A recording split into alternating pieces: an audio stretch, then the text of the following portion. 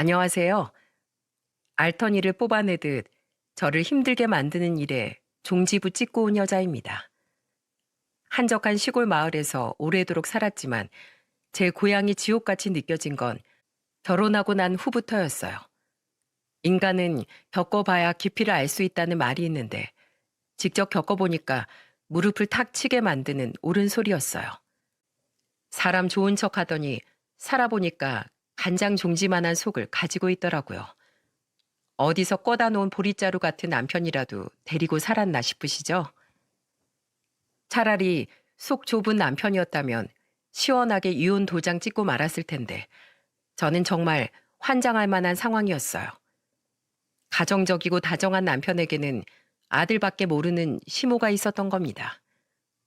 하늘이 내린 효자, 그리고 하나뿐인 내 새끼처럼 사랑받는 남자랑 결혼하면 평생 고생한다는 말 들어보셨습니까? 처음 들어보셨다면 제 사연 들어보시고 얼마나 사람 환장하게 만드는지 들어봐 주세요. 제가 나고 자란 시골은 좁은 동네였습니다. 저는 작은 회사에서 격리로 일하고 있었죠. 넉넉한 형편이 아니다 보니 공부를 오래 할 수는 없었어요. 부모님의 이혼으로 저와 남동생 그리고 엄마까지 세 식구 살았거든요. 순대국밥 가게를 운영하던 엄마는 돈은 좀 없었지만 그래도 사랑을 듬뿍 주면서 저희를 키우셨어요. 그렇게 평범하게 살던 잘 살아온 저는 같은 동네에서 군청 공무원으로 일하던 남편을 만나 결혼까지 하게 됐습니다. 워낙 한 달이 건너면 다 아는 사이다 보니 저희 엄마와 시모는 서로 건너 아는 사이였어요. 아무래도 집안이 형편 차이가 나다 보니까 엄마는 걱정이 많으신 것 같았어요. 그래서 저는 정말 괜찮다고 몇 번이나 엄마를 안심시켰죠. 그 당시 시댁은 동네에서 농사도 제일 크게 짓고 땅도 좀 있던 잘 사는 집으로 유명했어요. 동네가 좁다 보니까 대충 어떤 형편인진 알 수밖에 없었죠. 저도 처음엔 그런 점이 걱정이었지만 시모를 만나고 보니까 안심할 수 있었어요. 시댁은 남편이 장남이었고 밑으로 시누이가 둘까지 삼남매였어요. 제가 남편과 결혼할 당시에 시누이들이 먼저 결혼하면서 둘 다 서울에 살고 있었죠. 그래서 제가 처음으로 시댁에 인사 갔을 때 시모는 눈물까지 보이면서 말하셨어요. 아유, 딸 둘 다 시집 보내고 집안이 얼마나 횡했나 몰라. 근데 이제 우리 장남마저 가버리면 여기서 남편이랑 둘이 어떻게 사나 몰라. 어머님, 걱정 마세요.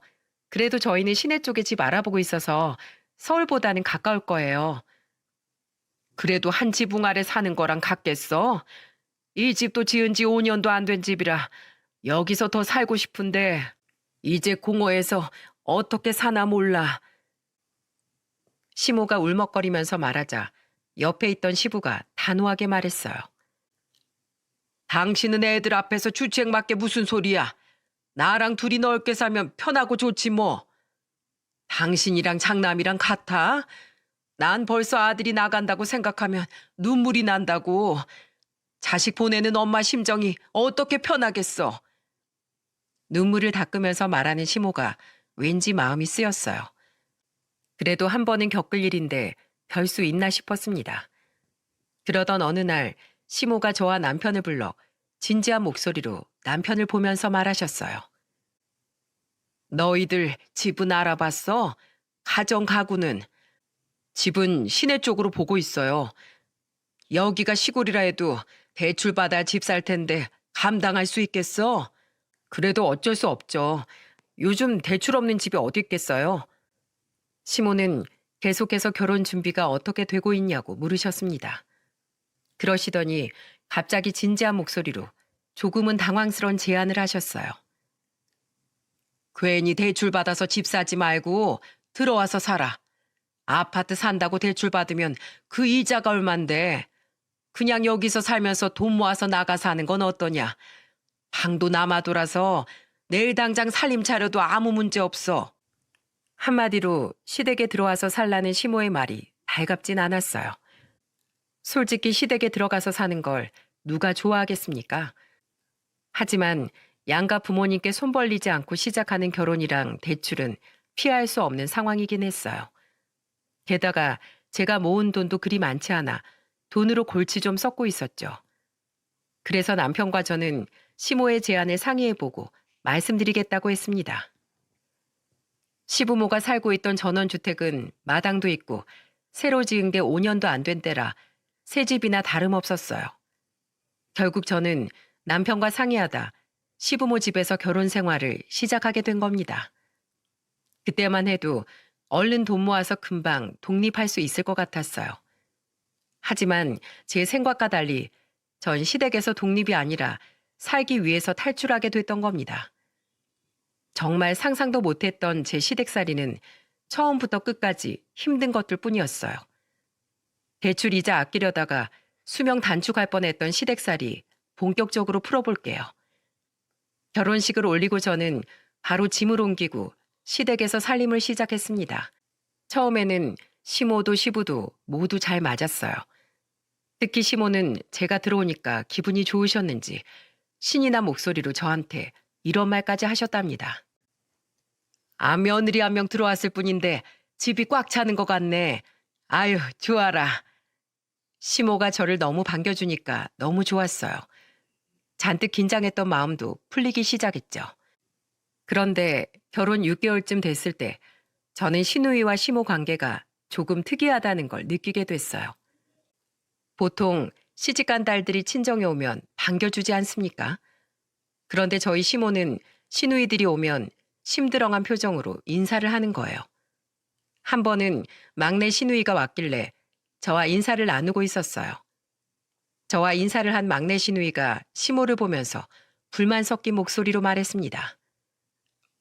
엄마, 오랜만에 딸이 왔는데 반갑지도 않아? 왜 TV만 보고 있어? 시집간 딸들은 죄다 도둑놈 심보라는데 또 뭐 반찬이나 가지러 왔겠지. 내가 언제 반찬만 가져갔다고 그래. 그리고 엄마가 반찬이나 제대로 준 적 있어? 김치 한 포기도 나눠 먹기 싫어하면서 무슨 그런 소리를 해. 막내 시누이는 시모의 반응에 서운하다는 듯 하소연하더군요. 시누이가 하소연할 만도 했던 게 시모는 시누이들이 오면 별로 반가워하는 눈치가 아니었어요. 오죽하면 둘째 시누이는 자주 오지도 않을 정도였답니다. 정말 시모는 시누이들한테 김치 한 포기도 아까워했었거든요. 그래도 막내딸이 사위랑 같이 왔으면 반겨줄 법도 한데 시모는 오거나 말거나 신경도 안 쓰는 겁니다.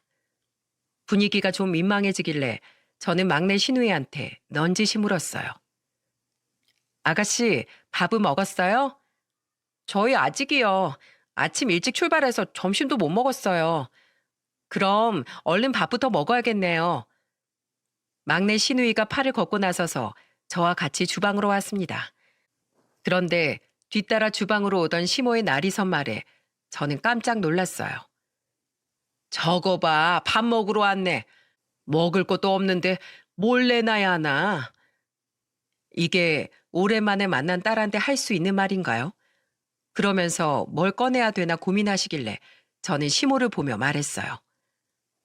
어머님, 어제 고기 양념해서 냉동실에 넣어둔 거 있잖아요. 그거 해동할까요? 그걸 왜 지금 꺼내? 그거 우리 민수 저녁 반찬인데.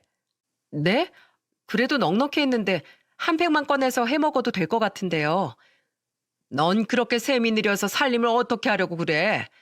우리 집 식구들 반찬을 왜 꺼내? 딸은 출가 외인인 거 몰라? 딸은 출가 외인이라며 역정을 내는 시모의 말에 좀 황당했어요.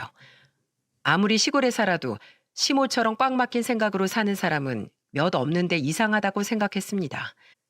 그때 보다 못한 시모와 저의 대화를 듣고 있던 막내 시누이가 소리쳤어요. 됐어. 밥 안 먹어. 어차피 엄마 말고 아빠 보러 온 거야. 엄마 사위 앞에서 꼭 그런 소리 해야겠어? 그러니까 누가 밥도 안 먹고 오래? 진짜 너무한다. 아빠 모시고 나가서 밥 먹고 바로 집을 갈 거니까 그렇게 알아요. 잔뜩 화가 난 막내 시누이가 화를 내며 나갔고 민망하게 서 있던 심해부도 따라 나갔어요. 정말 시모 때문에 저까지 다 얼굴이 화끈거렸습니다. 남도 아니고 딸인데 밥 한 번 차려주는 게 왜 아까운 건지 이해가 안 갔어요. 결국 그 그날 막내 시누이는 시부만 보고 다시 서울로 올라갔더군요. 뒤늦게 집에 온 시부는 시모를 보면서 호통을 치며 말했습니다. 당신은 딸한테 대체 왜 그래? 밥이 뭐라고 애를 서운하게 만들어서 보내. 날 챙겨봐야 다 소용없어. 당신도 아들이나 챙겨. 어차피 다른 집 식구인데 뭘 그래? 그놈의 아들. 지겹다 지겨워. 시부는 지겹다고 화를 내더니 방으로 들어가 버리셨어요.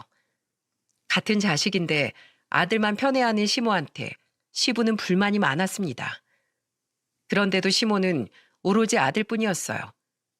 그래도 신기한 게 그때만 해도 며느리까지 차별하진 않더군요.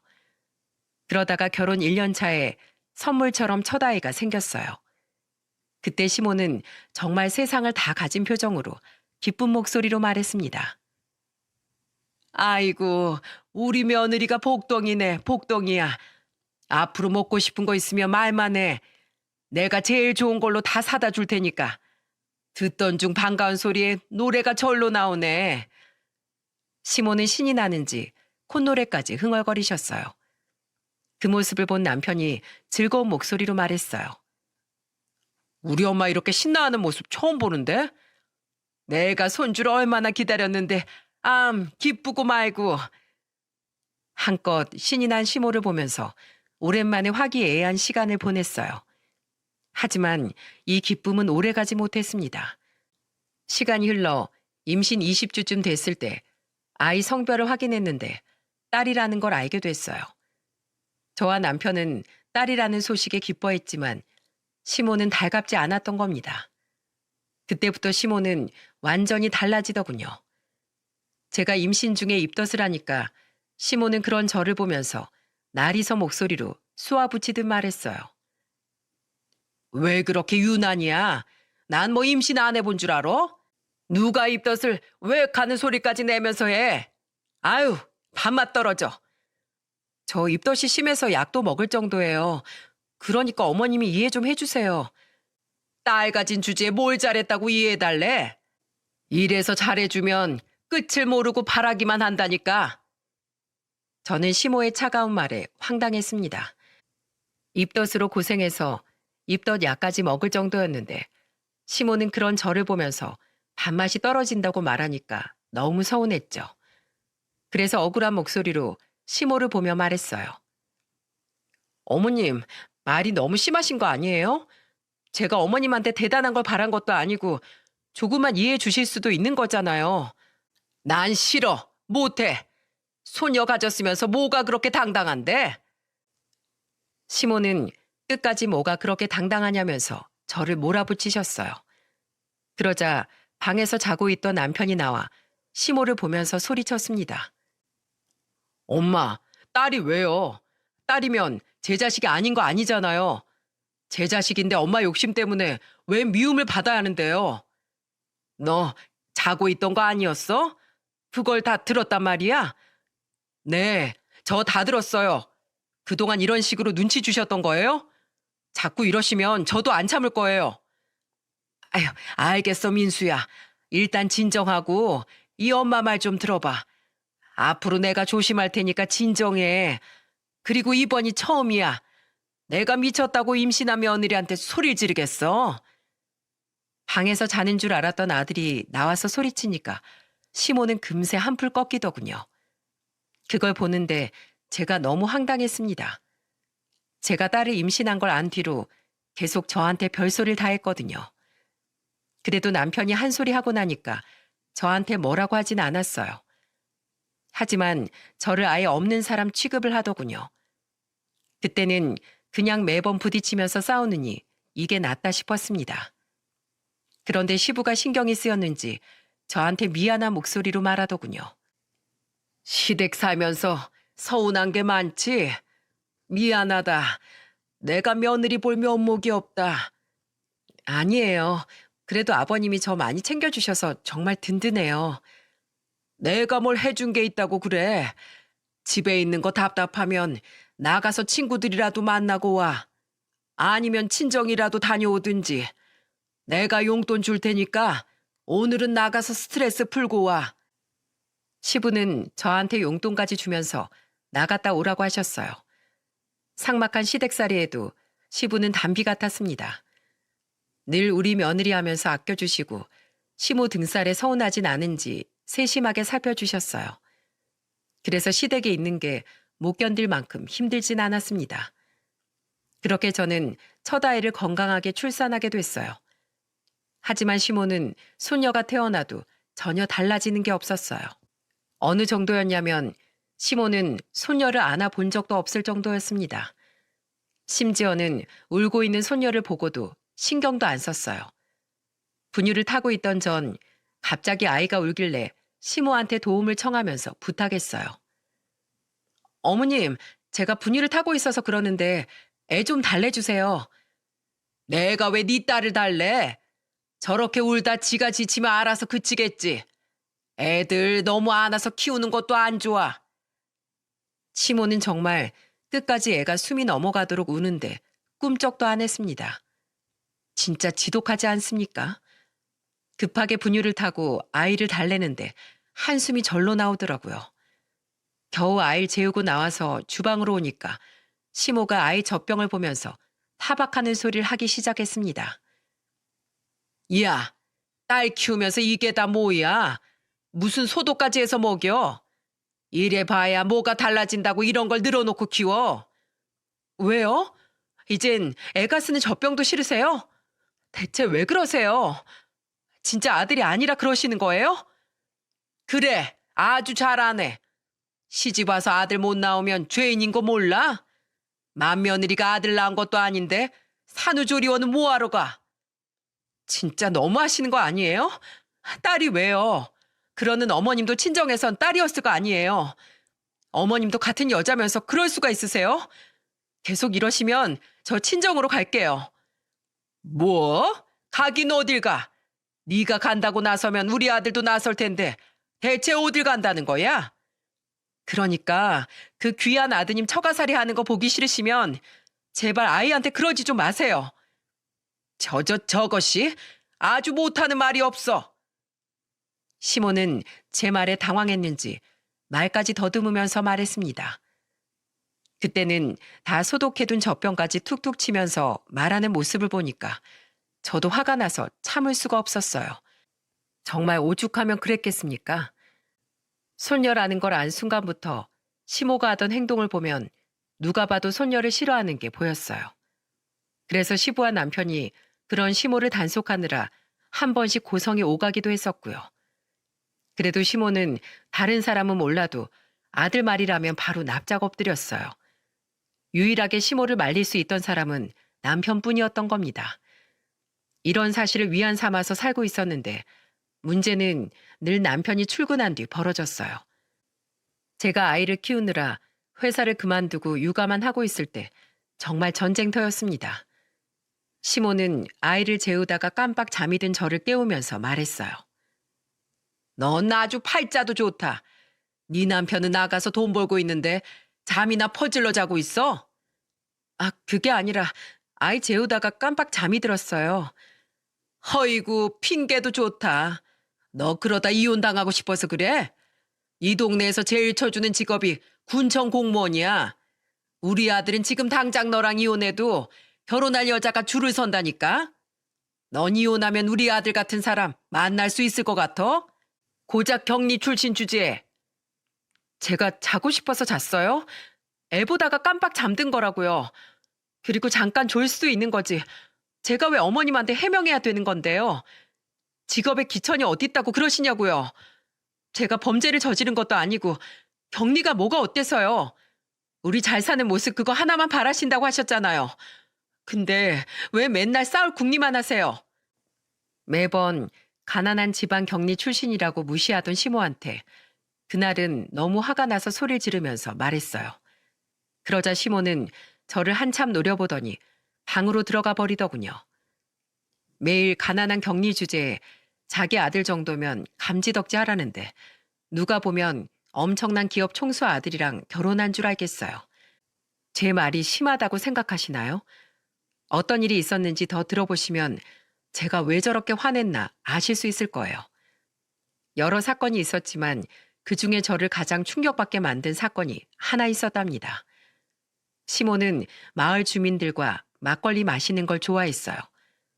그래서 그날 잔뜩 취해서 들어오셨는데 뜬금없이 절 보면서 이상한 소리를 하셨습니다. 야, 넌 왜 격리가 됐냐? 어? 집에 돈도 없으면서 회사 돈 관리는 할 줄 알아?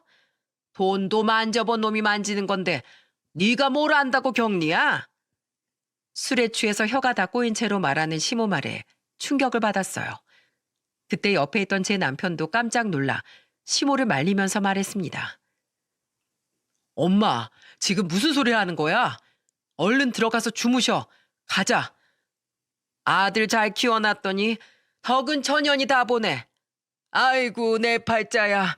죽 써서 개를 줬네. 개를 줬어.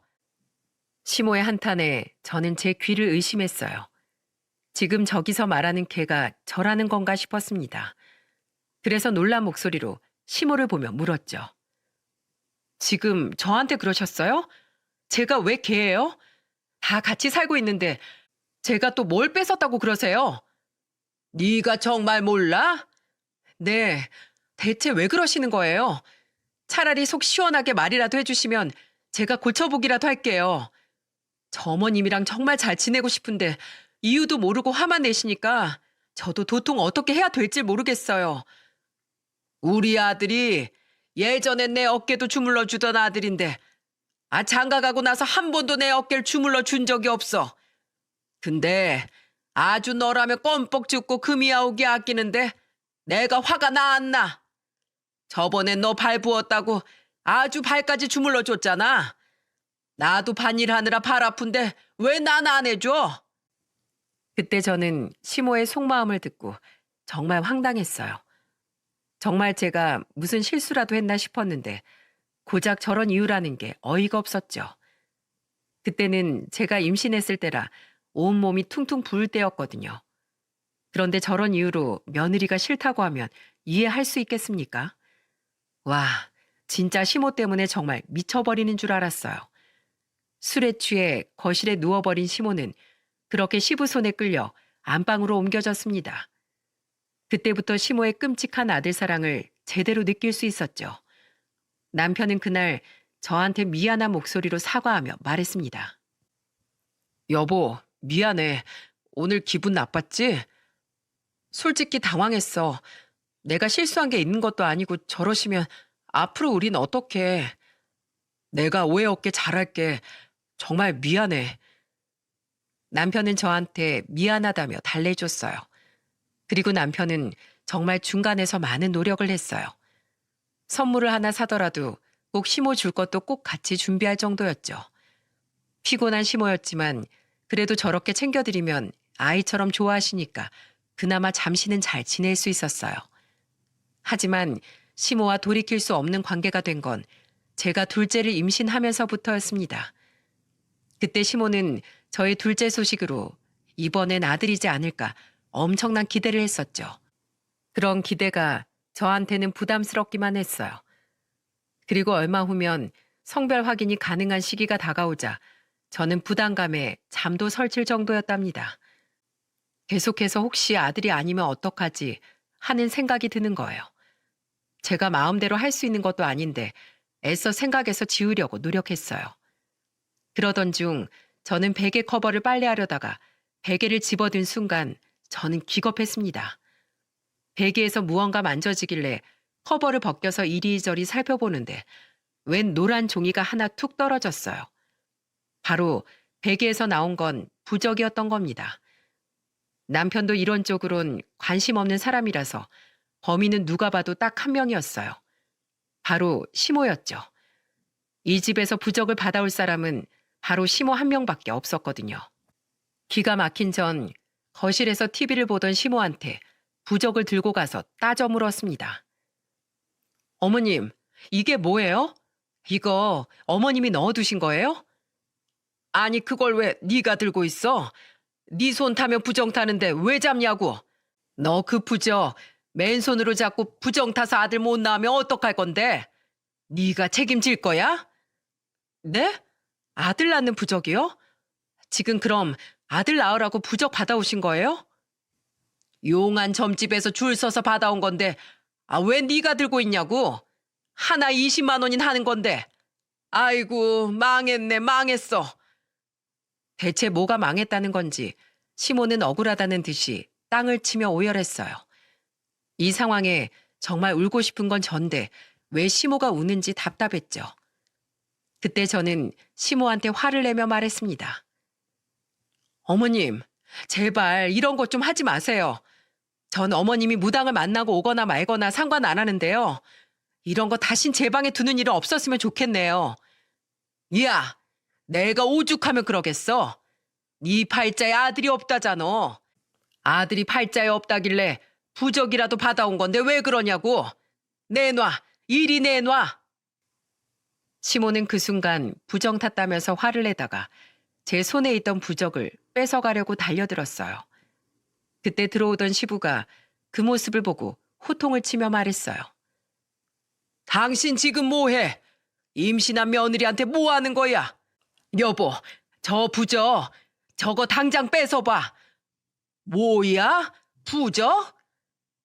저는 부적을 뺏어가려는 시모한테 안 뺏기려고 꼭 쥐고 있었습니다.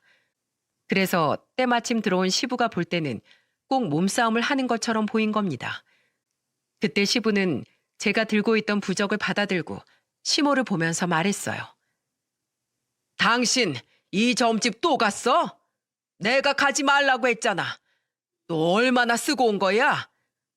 이게 나 좋자고 쓴 줄 알아? 다 당신 아들 위한 거라고. 며느리 팔자에 아들이 없다는데 그럼 당신은 소녀만 둘 보고 살 거야? 손자가 있어야 할 거 아니야, 손자가. 이 사람아, 대체 당신 왜 그렇게 아들에 집착하는 건데? 당신이 그렇게 사니까 딸들도 안 찾아오는 거 아니야? 거봐, 딸년들 키워봐야 아무 소용없다니까. 당신도 정신 차려. 딸들 아무 쓸모없어. 그 입 못 다물어? 당신 이럴 줄 알았어. 앞으로 아들 손자 타령하기만 해봐. 그땐 나 민수랑 며느리 직구해서 나가 살라고 할 거야. 아주 아들 안 보고 살고 싶으면 이런 부적 계속 받아와 봐. 여보, 대체 왜 그래? 아니, 우리 아들 위한 거라니까. 알았어. 안 그럴게. 다시 무당 안 찾아갈게. 시모는 시부의 호통에 결국 싹싹 빌었습니다. 그리고 그날 저녁 남편이 와서 부적을 보고 기겁을 하더군요. 정말 부적까지 할 줄 몰랐는데 시모의 아들 집착에 남편도 진절머리를 쳤습니다. 그 후 성별을 확인한 저는 또 딸을 임신한 상태였어요. 제 아이였기 때문에 저는 기뻤지만 첫째가 딸이라서 받았던 서름이 떠올라 마음 편히 기뻐하지도 못했어요. 남편과 제가 집으로 오자 시모는 눈을 반짝이면서 말하더군요. 뭐래? 병원에서 뭘 하는데? 기대에 가득 찬 눈빛으로 물어보는 시모한테 남편은 단호한 목소리로 말했죠. 딸이에요. 그러니까 아무 기대도 하지 마세요. 뭐? 내가 초까지 켜두고 기도를 올렸는데 왜 또 딸이야? 그럴 리가 없는데. 엄마, 손녀도 소중한 생명이에요. 우리 소중한 아이인데 대체 왜 그러세요? 저 이번엔 그때처럼 아내 힘들게 하고 싶지 않으니까 엄마가 포기하세요. 시모는 단호한 남편의 말에 더 이상 말을 잇지 못했습니다. 임신하고도 그렇게 눈칫밥을 먹는 며느리는 이 세상에 저밖에 없겠다는 생각까지 들었어요. 시모는 또 저를 아예 투명인간 취급하면서 아예 거들떠도 안 봤습니다. 그래서 정말 이제는 분가를 해야겠다고 마음을 먹게 됐어요. 둘째까지 태어나면 시모가 또 얼마나 트집을 잡을지 눈에 선했거든요. 그렇게 남편과 시댁에서 분가해야겠다고 다짐하고 집을 찾기 시작했죠. 하지만 그 사이 더 오른 집값에 저와 남편은 꽤 오랜 시간 집을 찾아보게 된 겁니다. 그 사이 둘째까지 낳다 보니까 분가는 어느새 더 뒤로 밀리고 있었습니다. 아무래도 첫째를 키우면서 시모한테 당한 게 있어서 그런지 둘째를 돌볼 때는 시모가 뭐라 해도 그냥 그러려니 했어요. 하지만 아슬아슬 줄타기 같았던 시댁살이 중에 사건이 6개월 뒤 터지고 만 겁니다. 오랜만에 동네 잔치가 열려 술을 좋아하던 시모는 전날 과음을 하고 집에 왔었어요. 얼마나 마셨는지 집에 와서도 정신을 못 차리다 잠에 들 정도였습니다. 그렇게 다음날 아침이 되자 속이 안 좋았는지 저한테 다 죽어가는 목소리로 부탁하더군요. 애미야, 동태찌개 좀 끓여와봐라. 해장 좀 해야겠다. 어머님, 저 지금 몸이 좀 안 좋아서 힘들 것 같아요. 그냥 어머님이 끓여 드시면 안 될까요? 나이 든 나보다 새파랗게 젊은 네가 더 아프다고? 말이 되는 소리를 좀 해. 잔머리 굴리지 말고 당장 동태찌개 끓여와. 어디서 시어머니 말씀하시는데 토를 달어? 그러면서 어찌나 소리를 질러대는지 머리가 다 울릴 지경이었어요. 당장 움직이지 않으면 더 화를 낼 것 같아 겨우 몸을 일으켰죠. 그리고 저는 마지막 아픈 몸으로 동태찌개를 끓였습니다. 찌개가 끓고 있는 건지 속이 타고 있는 건지 저는 두통으로 정신을 차릴 수가 없었습니다. 그래도 한 냄비 끓여서 겨우 시모 아침 밥상을 차렸죠. 저도 힘들었지만 그래도 시모가 속이 안 좋다니까 젖 먹던 힘까지 쥐어짜내서 준비해서 갖다 드렸어요. 그런데 식은땀 흘려가면서 밥상 차려주니까 시모가 한 입 먹자마자 뭐라고 했는 줄 아십니까? 이게 뭐야? 아니, 생선 비린내가 왜 이렇게 심해? 이걸 지금 나 먹으라고 끓여온 거야? 비린내요? 저는 안 나는데요. 아니, 그럼 내가 생트집이라도 잡는다는 거냐? 제가 몸 안 좋다고 말씀드렸잖아요. 지금 코도 막혀서 냄새가 안 나요. 됐고, 그건 네 사정이니까 당장 다시 끓여와. 네?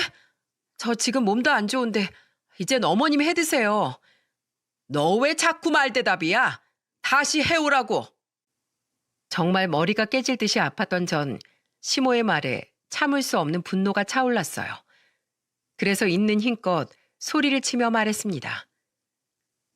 저한테 대체 왜 그러시는 건데요? 어머님이 직접 끓여 드세요.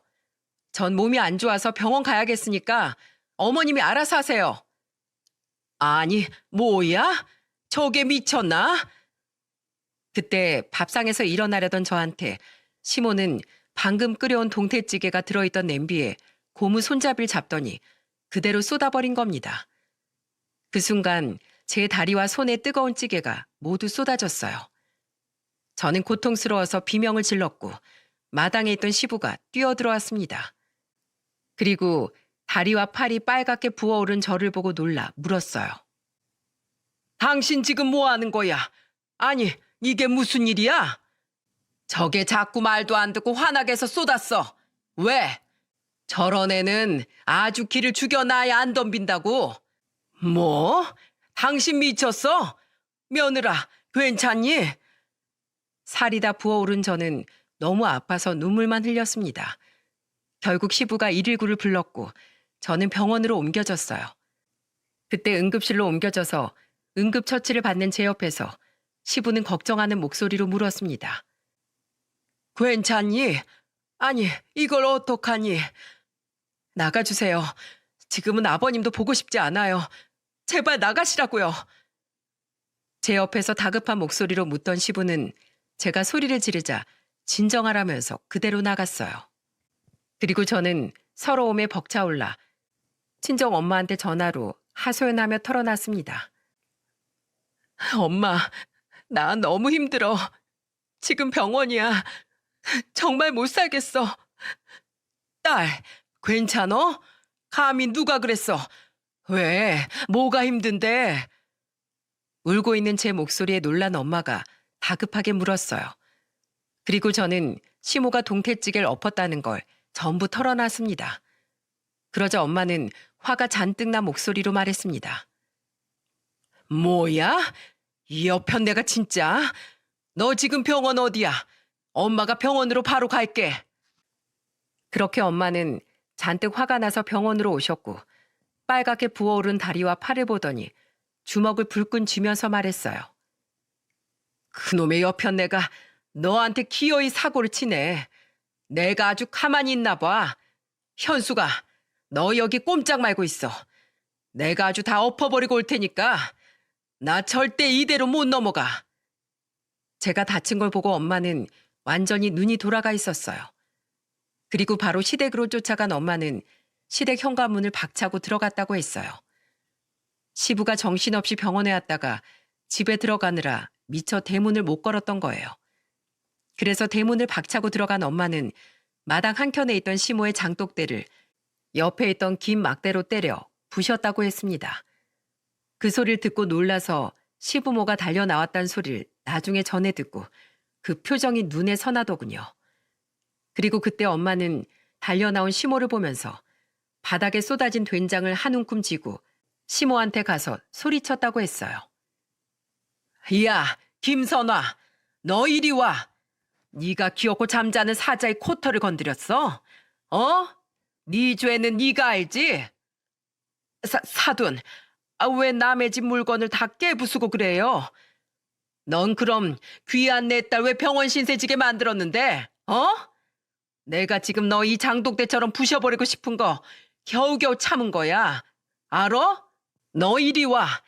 내 딸 다리랑 팔에 화상을 입혔으면 넌 얼굴에 된장 칠이라도 해야 공평하지. 아유, 아니 이게 뭐야? 항아리에 있는 된장을 손으로 쥔 엄마는 그걸 그대로 시모 얼굴에 발라버렸어요. 아주 초토화된 시댁 마당이 소란스러워지니까 동네 사람들이 하나둘 모여들었다고 하더군요. 시아버지는 옆에서 엄마를 말린다고 정신없었는데 그 사이 동네 사람들까지 다 와서 열린 대문 사이로 구경까지 했다는 겁니다. 그 난리통 속에서 시모는 얼굴에 된장칠을 하면서 한다는 변명이 고작 이런 거였어요.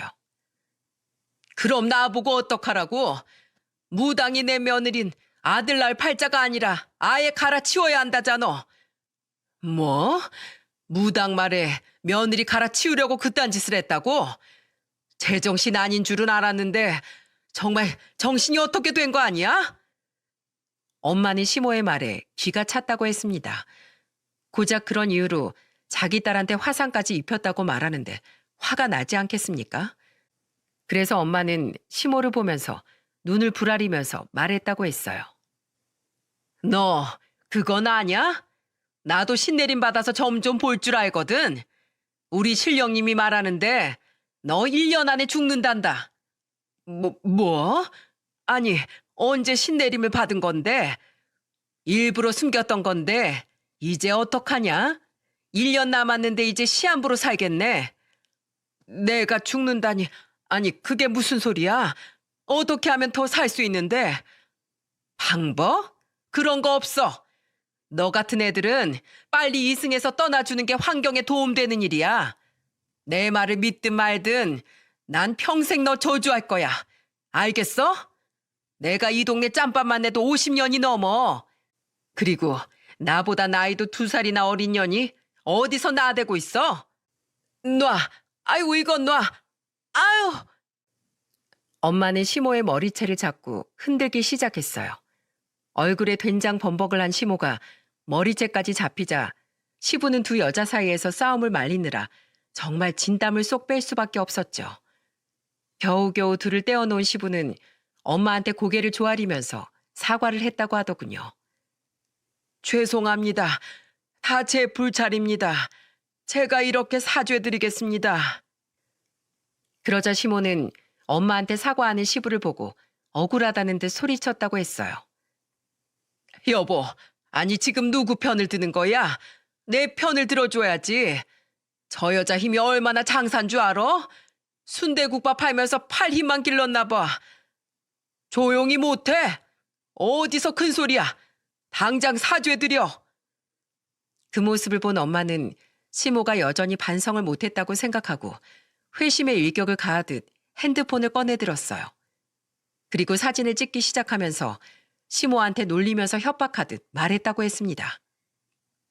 자, 그래. 입 다물고 여기 좀 봐. 옳지. 그래. 아주 사진 잘 나왔네. 아직도 정신 못 차리는 것 같은데 아주 한 번만 더 내 딸 건들기만 해. 동네 사람들한테 전부 사진 돌릴 거니까. 알겠어? 한 주먹거리가 어디서 까불고 있어. 엄마가 손을 들면서 겁을 주자 시모는 놀라서 집 안으로 도망가 버렸다고 하더군요. 그야말로 엄마는 시댁을 초토화시켜 놓고 온 거예요.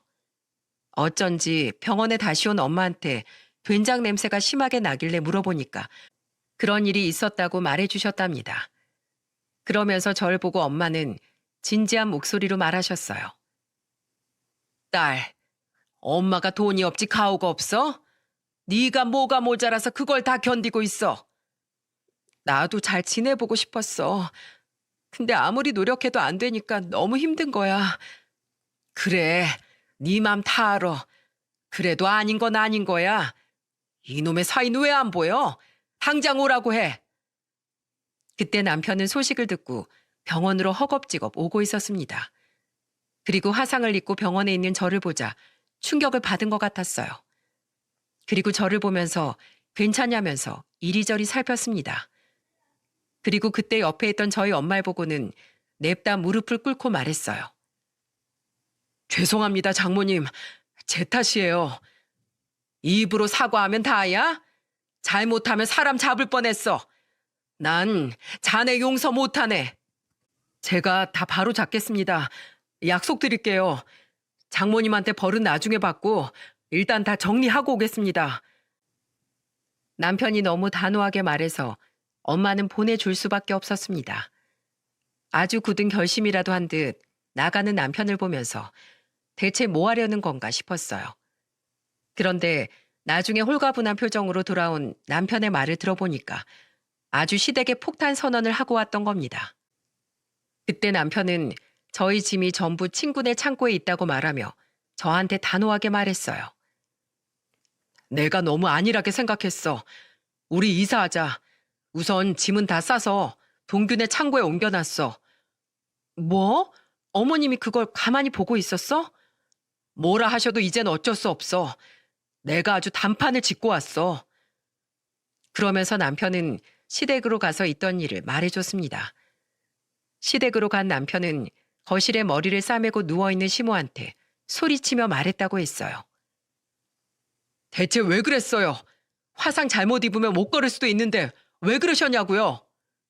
나도 여기 맞은 거 안 보여? 아주 난장판을 치고 갔으면 됐지. 왜 너까지 그래? 엄마가 잘못했잖아요. 내가 정말 쪽팔려서 못 살겠어요. 이제 더 이상 저 찾지 마세요. 그동안 무수히 말했고 이제 더는 못 참겠으니까 각자 살아요. 그리고 오늘 일 정당한 죗값도 다 받으세요. 그렇게 말하자 시모는 남편의 차가운 목소리에 오열을 했다고 하더군요. 그래도 남편은 아랑곳하지 않고 이삿짐 센터를 불러 짐을 전부 싸서 나왔던 겁니다. 그리고 친구네 창고에 짐을 잠시 부탁하고 병원으로 온 남편은 저한테 진지한 목소리로 말했어요. 오늘 있던 일 경찰에 신고해. 내가 정말 뭐라 할 말이 없어. 아무리 당신한테 사과해도 당신 상처가 아물지 않을 것 같아. 그러니까 신고해. 항상 제 옆에서 시모와 맞서서 싸워주던 남편은 저한테 신고하라는 말을 한 겁니다. 그동안 많이 지친 남편도 이제는 정말 한계까지 온 거예요. 저는 시모를 경찰에 신고했고 옆에 있던 엄마는 펑펑 우셨습니다. 그래서 시모는 결국 경찰 조사를 받게 됐어요. 그렇게 조사를 받으니까 시모는 병원까지 찾아와 그제야 빌기 시작하더군요. 내가 진짜 고의가 아니었어. 홧김에 그런 거야. 내가 이렇게 사과할게. 이렇게 나가면 너희 어떻게 살려고 그래. 저희가 어떻게 살든 어디에서 살든 이제 신경 쓰지 마세요. 어딜 가도 어머님이랑 사는 것보다 100배는 낫겠죠. 얼른 나가세요. 저한테 이러지 마시고 경찰서에 가서 전부 이실 직고하시라고요. 제가 나가라고 소리치자 시모는 친정엄마 손에 끌려가다시피 나갔어요.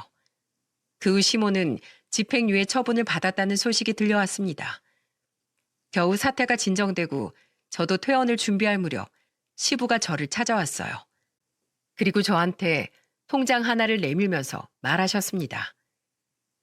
너희 아파트 얻을 돈이다. 지금부터 분가해서 잘 살아봐. 이제야 이렇게 해서 미안하구나. 진작에 이랬어야 했는데 앞으로 네 마음 풀리지 않으면 우리 안 보고 살아도 괜찮아. 우리는 네 선택을 존중할 거다.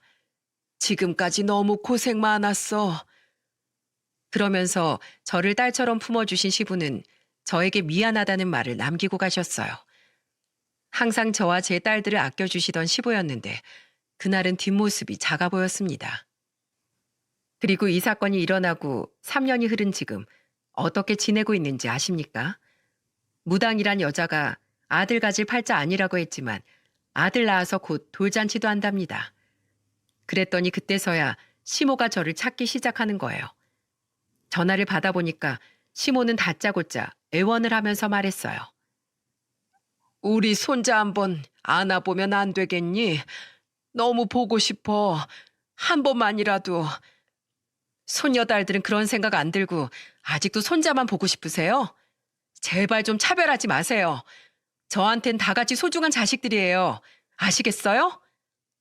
미안하다. 나 3년 동안 많이 반성했어.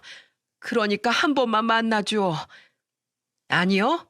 전 만나고 싶지 않아요. 이런 전화도 이제 그만해 주세요. 끊겠습니다. 저는 전화를 그대로 끊어버렸습니다. 그 사건 이후로 시부하고만 왕래하면서 지내고 있거든요. 그리고 시모는 완전히 시부한테 잡혀 살고 있답니다. 그래도 남편은 명절에 시댁에 가서 인사드리고 밥만 먹고 와요. 저는 트라우마가 컸기 때문에 가지 못하고 있습니다. 오로지 아이들과 집안일에만 집중하고 있고요. 지금도 끓는 냄비만 보면 무섭긴 해요. 그래도 든든한 남편과 엄마의 응원 속에 하나씩 이겨내고 있어요. 엄마는 저희 집에 오셔서 손주들도 보시고 제가 하나씩 이겨낼 수 있게 도와주신답니다. 3년 전 사건이지만 아직도 상처가 가득해요. 이렇게 사연을 쓴 것도 가슴에 남은 한 때문입니다. 말은 실체가 없어도 가끔은 그 어떤 무기보다 짙은 상처를 남기기도 해요. 지금은 남편과 아이들을 키우면서 잘 살고 있지만 가끔 시모의 폭언이 떠오르면 서러워져요. 그때들은 가시돋친 말을 곱씹다 보면 또다시 상처를 받게 되는 것 같습니다. 저도 이제는 과거의 상처로부터 자유로워지고 싶어서 이렇게 사연으로 써봤습니다. 피는 물보다 진하다고 하는데 가족들끼리 따뜻한 말만 주고받으며 살았으면 좋겠어요. 안 그래도 험한 세상인데 가족들끼리 날 세우면서 살면 되겠습니까? 그리고 한번 내뱉은 말은 주워 담을 수 없다고 하는데 우리 모두 오래 남을 좋은 말만 해주면서 살면 좋겠네요. 비록 저는 단절된 채 지내지만 다른 분들은 행복한 가정 꾸리시길 바라겠습니다. 제 사연 들어주셔서 정말 감사드립니다.